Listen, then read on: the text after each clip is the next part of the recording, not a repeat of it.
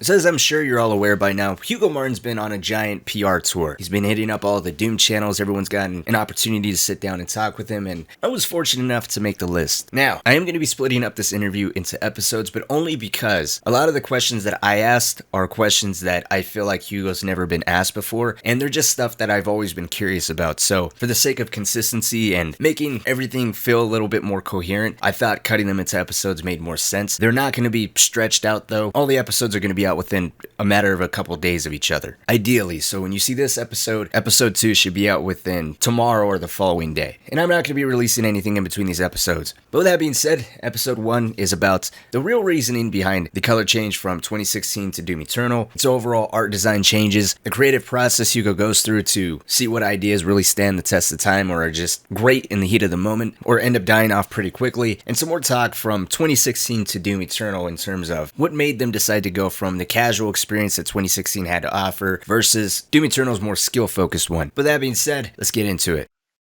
Good to be here, sir. Thank you. Josh said you had really good questions and you had a lot of them, so I'm going to try to keep, which I'm not good at, my answers short, sweet, and good, so we can get through your questions. Yeah, well, like I told Josh, it's better, being talkative rather than sitting here for 20 minutes in pure silence, so... Yes. Whenever the idea of skill is brought up with Doom, I noticed you mentioned Fortnite quite a lot. Yeah. Why do you call out that specific game so much? Yeah, it's referencing a mainstream game that is a really good example of things like frustration being a part of engagement and skill-based gaming, and how there is a place for that, and that audience is huge. That's it. There are so many amazing games that are super engaging that aren't necessarily. They don't build their engagement around, a skill-based combat loop. But we do. That's the way we do it. And I use that game as an example of, when we went over it with Bethesda and internally, that was the pitch. It was like, there are a lot of people who play first-person multiplayer games, first-person shooters that are multiplayers that are entirely skill-based, like a Fortnite. Well, that's not a first-person game, but like a Fortnite or a Warzone or... pick any one of these games. The battle royale genre in general. The stakes are very high. The drama is good. It's demanding. It's pretty. It's. I want to say it's. I don't want to say unrelenting. I would say just high stakes. And it's a really satisfying piece of engagement. And we focused on that because the fair, honest criticism of 2016, and you've made videos about this, it's a great game. It's a fantastic game. I'm not saying it's better and or worse. I mean, it's really up to the person. But like with Eternal, we're analyzing it now. Plenty of places we can improve it. But with 2016 heading into Eternal, it was like this game is kind of pretty casual. And as a result, by the third act, it could get repetitive. And we read that feedback several times and we analyzed what was it that made the game lose its engagement the more you played. And it was, ultimately some of the balance issues around Super Shotgun. And then it's like, well, what can we do with that? Well, we can increase engagement by holding the player accountable and then looking at some of these other experiences, even within games like a Fortnite, but also just like I said this before, like kind of everything. It started to become this aha moment, the engagement loop or the fun zone as we ended, which is hilarious that is caught on. I know I said that in interviews. When I said that internally, I just couldn't think of anything else to say. I was like, there's like this moment in an experience where like it's got you and it's like fun and it's the fun zone. So that's kind of where it came. But it's just like a good example of a game that is demanding, has moments of frustration, has an incredibly high skill ceiling, and as a result, it keeps a massive audience engaged. I've actually got a Fortnite super psycho player behind me, and he and I play once in a while, and he plays all the time. And I watch how he engages with things, and how could I not allow that to influence me? There's a generation of players, but not just them. It's really anybody. They're playing chess. They want chess. They want something that has depth. If you don't provide, not every experience, depth can come in many forms. It could come in systems. It could come in progression. It can be a lot of things. It could be a super huge nuanced story, or in the case of Doom, it could be skill based. And he just wants the depth, and I agree with him. That's how I feel, So yeah, that's why we reference it. I said I would keep the answer short. That was not a short answer. Let's tighten it up. It was short enough. We'll just say you failed with flying colors. The color change, obviously, Eternal in 2016 looked drastically different. Yeah. What's the reason behind that? Was it really just so the weak point system can stand out a little bit better with those vibrant colors? It was gameplay driven, but also so it was like a combination of pure gameplay.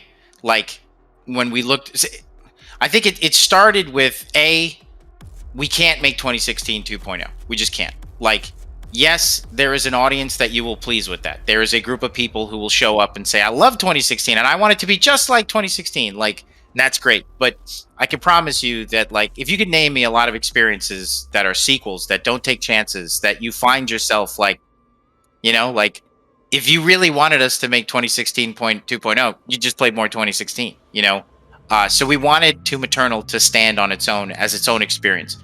Today with games, I mean, games live on for like more than a decade now. People are still playing Dark Souls 1, and Bloodborne and all these great games, and they're re-releasing Resident Evils. I mean, I'm about to play Resident Evil 4, and it's not even a re-release. I got the old that game's going to be awesome. I can't wait to play it. And so we are in this period of gaming now where like games are relevant now for a really long time. And oftentimes when you have a series of games that come out, it's important to make each of those stand on its own. So that way, if someone decides to dive into your series and they're late to the party, they don't grow bored of the experience by the second one because it's just kind of more of the same. So we wanted those two games, Eternal and 2016, to stand on their own. So it was a conscious decision to visually make it distinct, but still on brand. And what we feel is that all of Doom in the reboot is really a celebration of the entirety of the brand of Doom Eternal up to this point. And Doom Eternal, Doom, the brand, is 1993 Doom. It's Doom 2, it's Doom 64, it's Doom 3, which has a very distinct look. And I would say that Doom 2016 borrows not so much of the fiction of Doom 3, but a good amount of the visuals. There's no question. It's like an action version of Doom 3, you could say. And that's great. I mean, I think that that's awesome. We loved it. It's fantastic. There's entrails hanging from the ceiling. It's all that good stuff. With Eternal, we looked at the brand, and as we started to develop the gameplay side of it and try to, improve the experience, make it more engaging, make it something that you wanted to play multiple times and on higher difficulties. The engagement around Eternal, as we see from the numbers, more people are playing Doom longer and on higher difficulties with subsequent playthroughs than they ever did on 2016. That's all we wanted. The way we got there through, I'm sure you'll have questions about this, but resource management, blah, blah, blah, all that good stuff. And that steered us into a high skill gameplay loop that started to require that 2016 aesthetic did not really lend itself to. So now everything counted, and I need to, where's that whiplash? Where is it? And with the 2016 aesthetic, within a week, it was like, dude, that guy's in the shadows behind smoke. And in 2016, that was dope. It looked like a Ridley Scott movie. And in Eternal, that is annoying the shit out of me. Like, he just killed me. Like, turn the lights on. I need to see everything. If you're going to give me this fun zone of, combat and a thinking person shooter, well, in order to think correctly, I need to see what the hell's going on. What's funny is it actually steered us away from Doom 3 and right into Doom 1. And I think Doom Eternal has way more in common with the original Doom than Doom 2016 ever does. I mean, I think if you look at Eternal and you look at 93 Doom, they're like very, very similar. I mean, the blue vials, the doors, the floating key cards, like there's just so much about our game, the characters. So that's real. Doom 1993, the more we steered into gameplay, the more we steered into Doom 1993. And the better it worked, and with the DLCs and the craziness and all the stuff that's going on, there is no way that game can handle. I'm not saying we couldn't execute on it better, or there isn't improvements to be made, of course, but like that was really the point of it, is to try to create an art direction that could support the gameplay loop that we had created. And 1993 ended up being the touchstone. Right. So it was just basically a giant circle that ended up working out for you. Totally. Yeah. Which is awesome, right? Like, yeah. Where we ended up was like, we were like, it was like, hey, we should make this look like the original Doom, because the original Doom was super focused on gameplay, and our game is super focused. You know what I mean? Like, In a number of your streams, actually, you mentioned that you have a lot of good ideas, but upon further reflection, you realize that they won't work as intended or they don't mesh well with other game mechanics. What exactly is your process of filtering out those ideas? we call it. It's a couple things. I mean, you have some pillars. So I call them soft pillars. I'm not real big on rules, honestly, but yet I'm really big on rules. It doesn't really make sense. I love formulas. I mean, at Art Center, you learn formulas for how to make things appealing to consumers, and that's the coolest part of that school. And certainly, you look to find formulas that work for the game, but then you really need to be able to bend the rules, break them, ignore them when necessary. But there are some general guiding principles. We have the concept of the kill equation, kind of like what it is that I do to the enemy from a distance, what it is that I do to the enemy when I'm close, and what it is I do to the enemy to finish them off. And it's important to think of guns that way, and weapons and attacks. The ballista, the rocket launcher is a long range.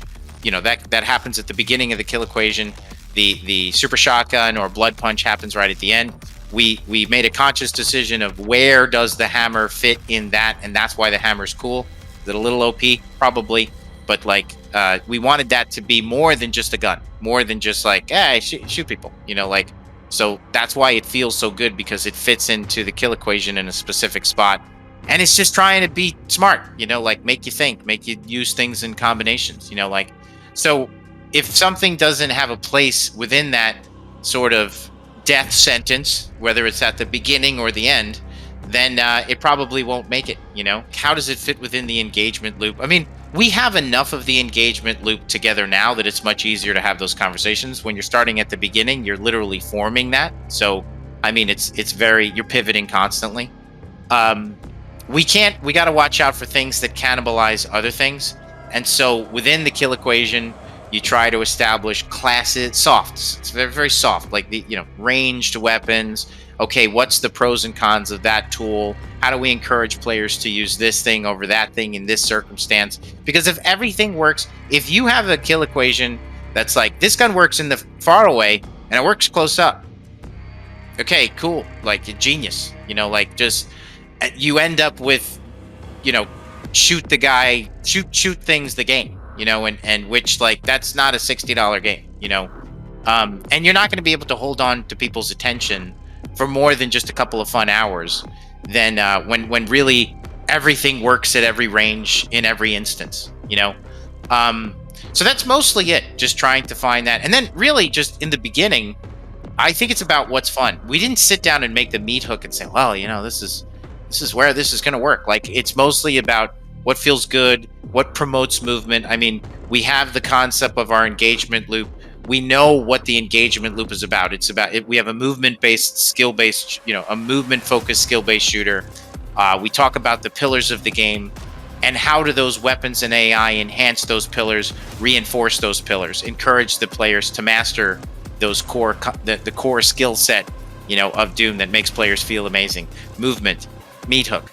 That's it. The conversation around the meat hook was, hey, most meat hooks, it'll pull the enemy towards you, but not in Doom. Doom, you move towards the enemy, and you have the physics to allow yourself to throw yourself up in the air and to the side.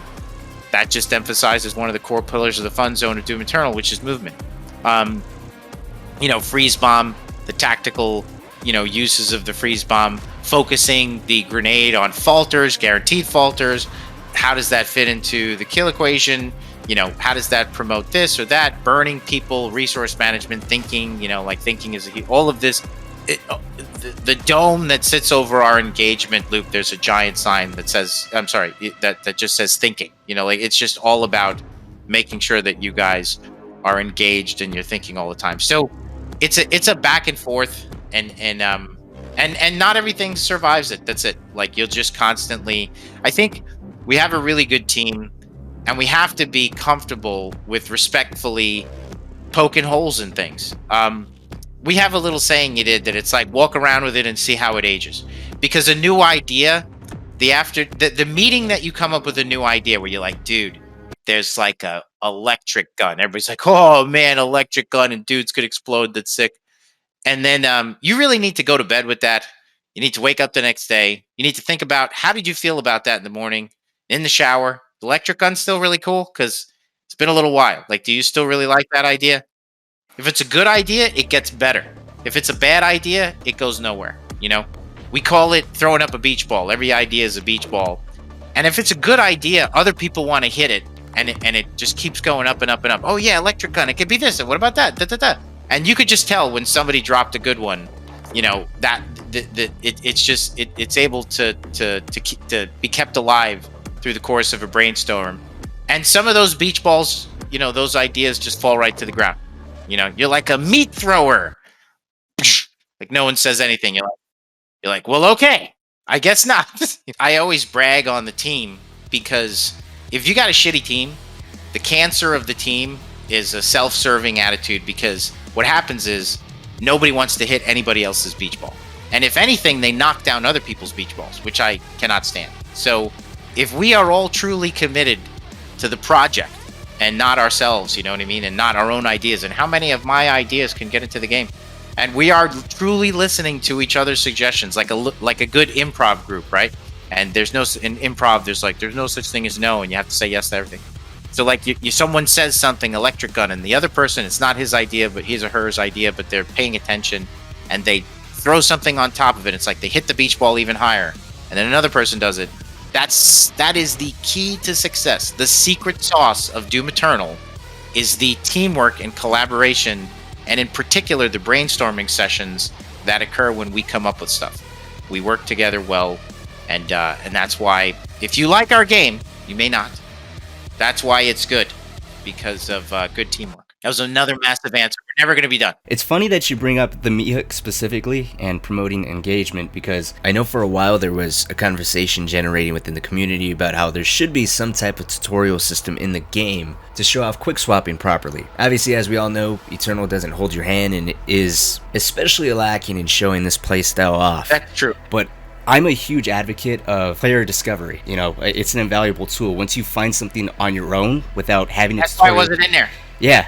So, do you think Eternal hit that right balance of showing players what you can and can't do, and also giving enough tools to push them out of their comfort zone? I don't know. I can't decide.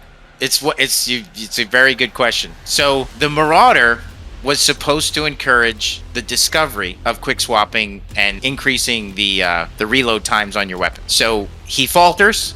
He's supposed to make you pay attention to falters and discover what falters are, the meta of falters, and then you're supposed to be like, shoot him once. And then we wanted players to be like, hey, you can't hit me back. Like, what can I do? Oh, fuck, this shotgun won't shoot. Well, let me see. Upgrade tree. Hey, discovery. Player discovery, right? Don't hold their hand to everything. I don't know that I'd do that again. You know, like, because there's a group of players who do, and they love your game for it, right? They go into the codex. They see, oh, there's an answer to this. I could upgrade the super shotgun. It reloads faster. What else can I upgrade?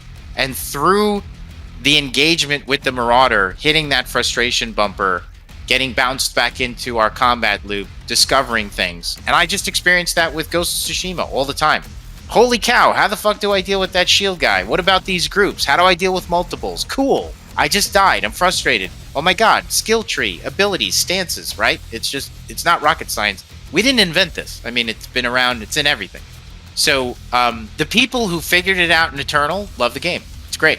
The people who don't, I mean, I've watched people on stream, look, and there's a million reasons why, they struggle. And they don't see the road sign ahead telling them, hey, you know, like, you should check this out. They're not picking up on it. So when we added the stars, that was our way to, like, you know, try to be more deliberate in like, hey, he's stunned. He cannot hit back. You know, and honestly, I think that's way better. Like, and the numbers are undeniable. The number of people who are beating the Marauder now in their first encounter has gone up significantly. You know, like, because everybody knows that he's stunned, and I think we were too subtle with that. And then the quick swapping was the same thing. It was just like, I would watch people, good people, some people, not all, shoot him once and that's it. I watched a high level, a critic, play DLC 1, fight the two Marauders, and shoot them one shot at a time. And I was like, are you serious? You're this far in the experience, and you don't know that you need to add. Your shotgun is upgraded. Shoot him twice with one gun. That's all you need to do. You don't even need to swap. Like, and so hindsight 2020.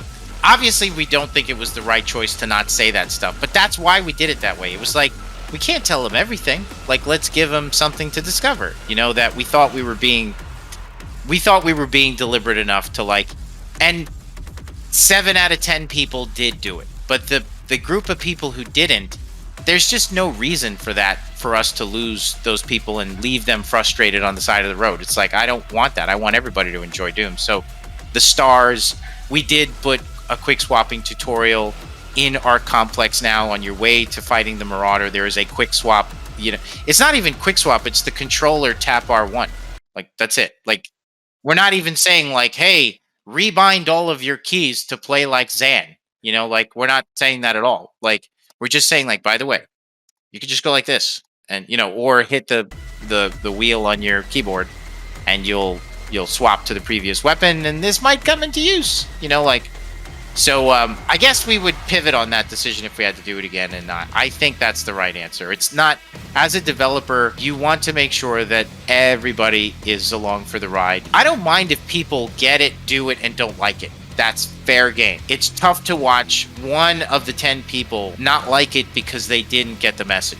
And you're just like, you're shooting him. People shoot the Marauder one shot at a time. It's like, oh my God. Of course you hate him. Of course. Would you say the fault in people not picking up on that being an error in design, basically shifting the blame onto yourself? Oh yeah, no, it's my fault.